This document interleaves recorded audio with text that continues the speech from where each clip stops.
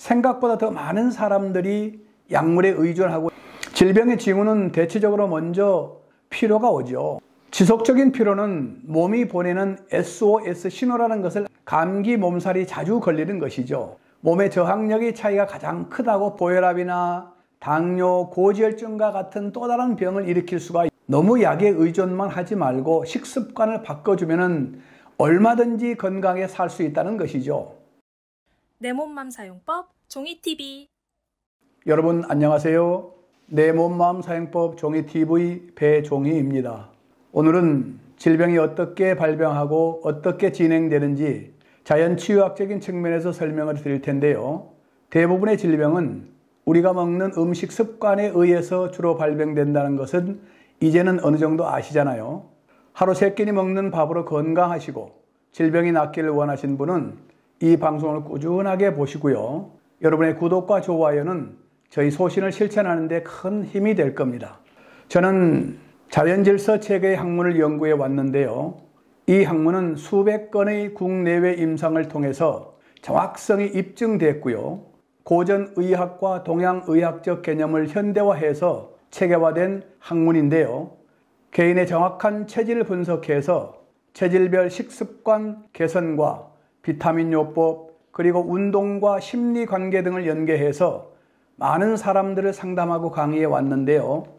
임상을 해오면서 느낀 것은 생각보다 더 많은 사람들이 약물에 의존하고 있다는 것이죠. 그 사실을 알고 마음이 참 아팠거든요. 내 몸의 최고의 의사는 바로 내 몸이다 라는 것을 아는 사람은 많아요.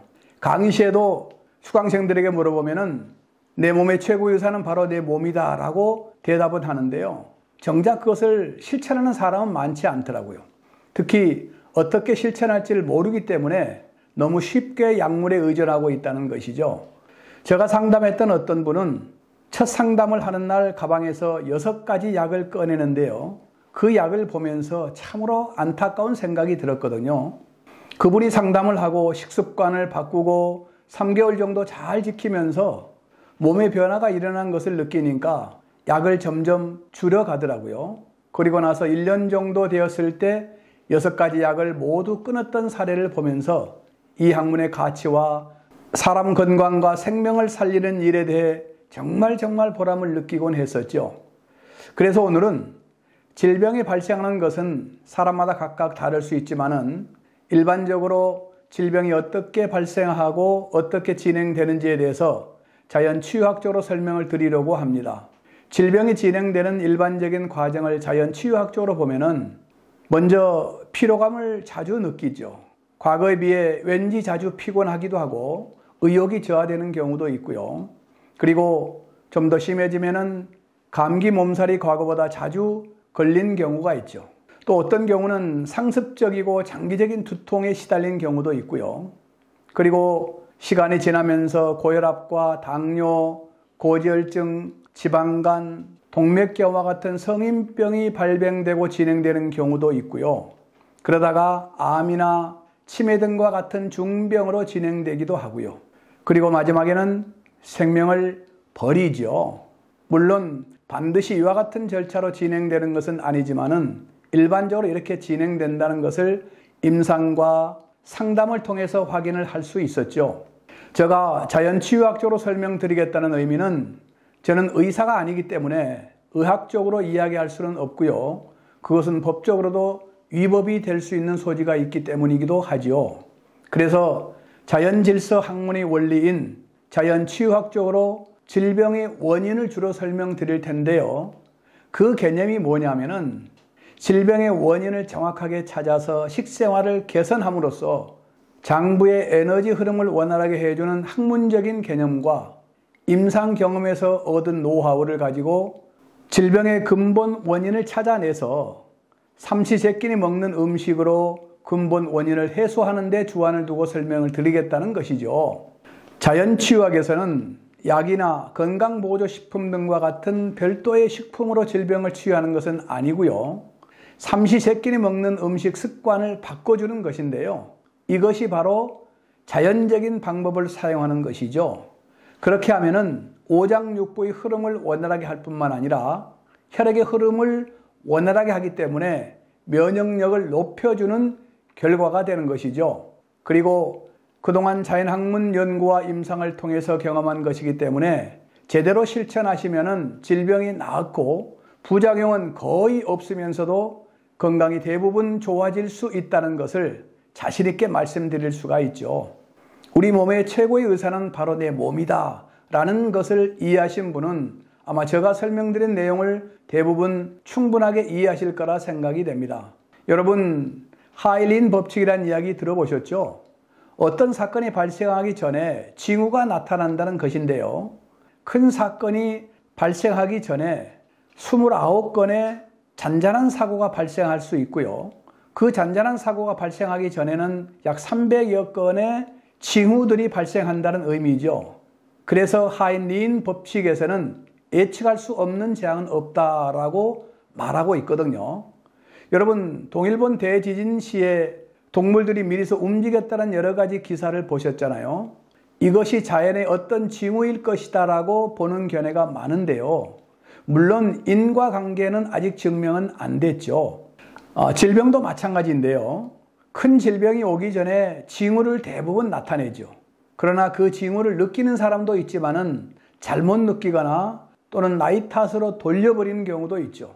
나이가 들어서 그러려니 하면서 그냥 지나가는 경우가 많다는 것이죠. 질병의 징후는 대체적으로 먼저 피로가 오죠. 피로의 원인은 여러 가지가 있겠지만은 그리고 사람마다 환경에 따라 다를 수가 있어요. 근데 지속적인 피로는 몸이 보내는 SOS 신호라는 것을 알아차려야 하거든요. 그 원인은 과로나 수면 부족, 그리고 영양 섭취 부족과 영양의 불균형, 그리고 우울증, 갑상선 기능 저하증 또는 카페인 음료 과다 섭취나 당뇨, 심장질환 등을 들 수 있겠지요. 그런데 중요한 것은 그 원인이 무엇인지를 알아내는 것이죠. 이러한 징후는 우리 몸이 보내는 SOS 신호라는 것을 알아야 되고요. 그에 대한 적절한 대처를 해야 되겠죠.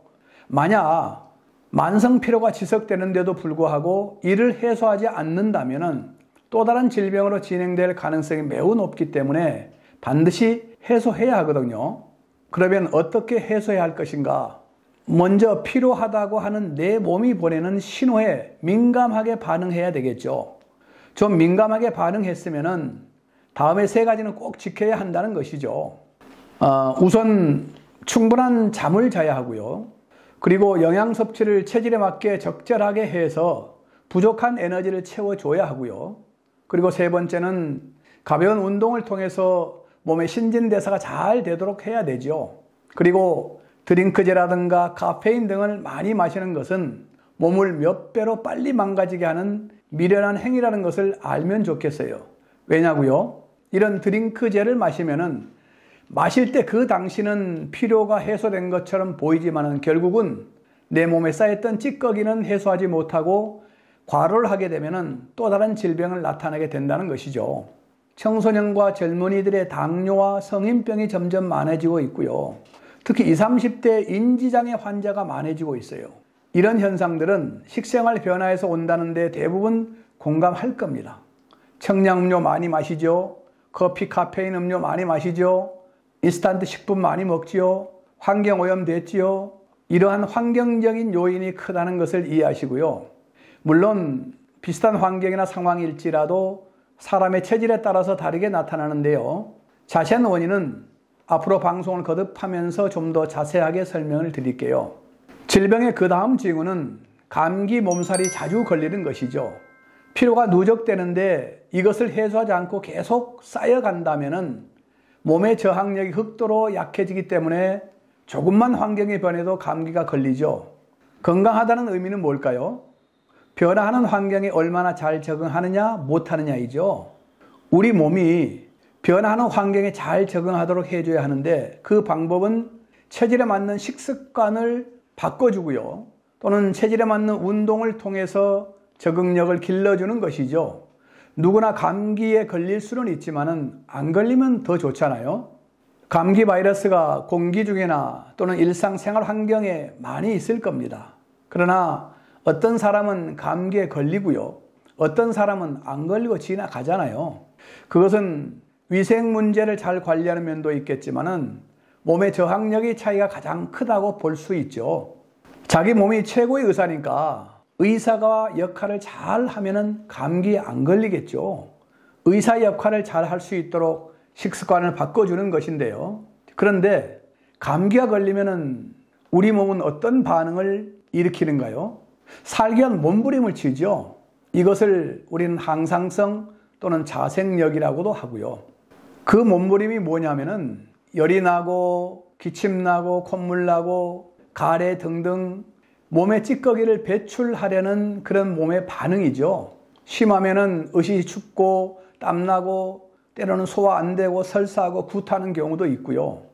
이러한 모든 과정들이 몸의 세포에 쌓여 있는 찌꺼기를 빼내기 위한 자정활동이라고 볼 수 있죠.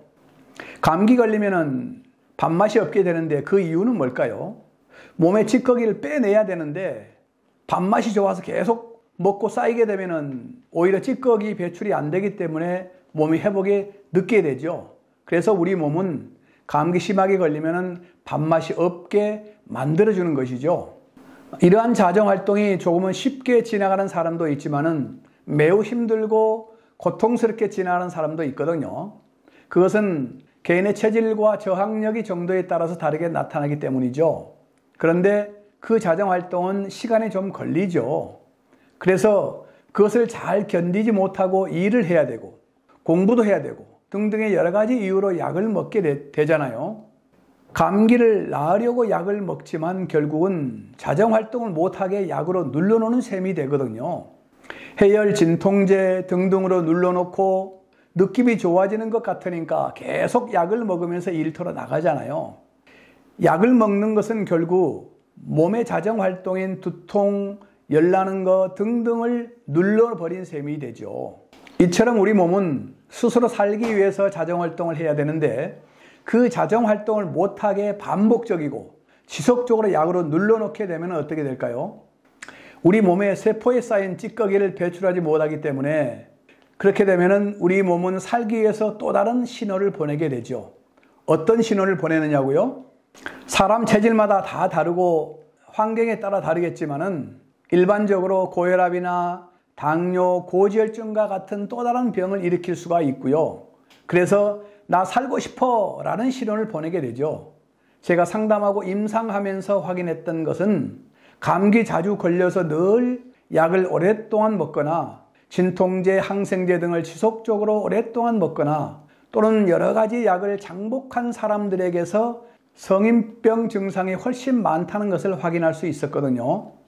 약을 먹지 말라는 것은 아니고요. 너무 약에 의존만 하지 말고 식습관을 바꿔주면 얼마든지 건강하게 살 수 있다는 것이죠. 오늘은 질병이 진행되는 과정을 자연치유학적인 측면에서 일부 설명드렸는데요. 나머지 질병의 또 다른 징후에 대해서는 다음 시간에 계속 설명을 드릴게요. 하루 3끼니 먹는 식사로 건강하게 살고 싶으신 분은 구독과 좋아요 잊지 마세요. 여러분, 우리 모두 건강합시다.